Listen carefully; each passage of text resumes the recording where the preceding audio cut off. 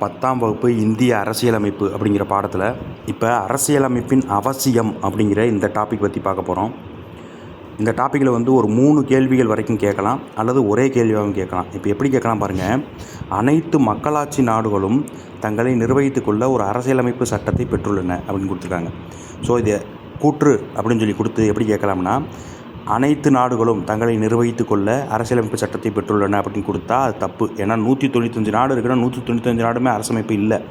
இப்போ Trinidad and Tobago ரொம்ப நமக்கு தெரியாத நாடுகள்லாம் நிறையா இருக்குது, எல்லாமே பெற்றிருக்குமான்னு கிடையாது. அப்போ மக்களாட்சி நாடுகள் அப்படிங்கிறது ரொம்ப முக்கியமானது. சரிங்களா? ஸோ கூற்று நம்பர் 1. அடுத்து, ஒரு நாட்டின் குடிமக்கள் வாழ விரும்பும் அடிப்படை கொள்கைகளை வகுத்து கொடுப்பது எதுனா அரசியலமைப்பு. ஸோ கூற்று 2 அடிப்படை கொள்கைகளை வகுத்து கொடுப்பது எது அப்படின்னு சொல்லி கேட்டாங்கன்னா அரசியலமைப்பு. இது நீதித்துறைன்னு கூட கொடுக்கலாம். அடிப்படை கொள்கைகளை வகுத்து கொடுப்பது நீதித்துறை அப்படின்னு சொல்லி கொடுக்கலாம் கூற்றில். ஆனால் அரசியலமைப்பு. அதுக்கடுத்து பாருங்கள், நமது சமூகத்தின் அடிப்படை தன்மையை அரசியலமைப்பு தெரிவிக்கிறது. ஸோ ஒரே கேள்வியாக கேட்கணும்னு நினச்சாங்கன்னா, மக்களாட்சி நாடுகள் அனைத்தும் அரசியலமைப்பு வச்சுருக்குன்னு சொல்லலாம். அடிப்படை கொள்கைகளை வகுத்து கொடுக்குதுன்னு சொல்லலாம். 3வதாக அடிப்படை தன்மையை நமக்கு தெரிவிக்குதுன்னு சொல்லலாம். 4வதாக இதை தாண்டி ஒரு கேள்வி கேட்டிருக்காங்க, அப்படி கொடுத்துருக்காங்கன்னு எடுத்துன்னு வைங்களேன்.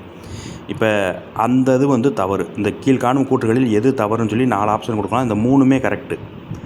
ஸோ இது இல்லாமல் இன்னொன்று கொடுத்தாங்க அப்படின்னா அது தப்பு.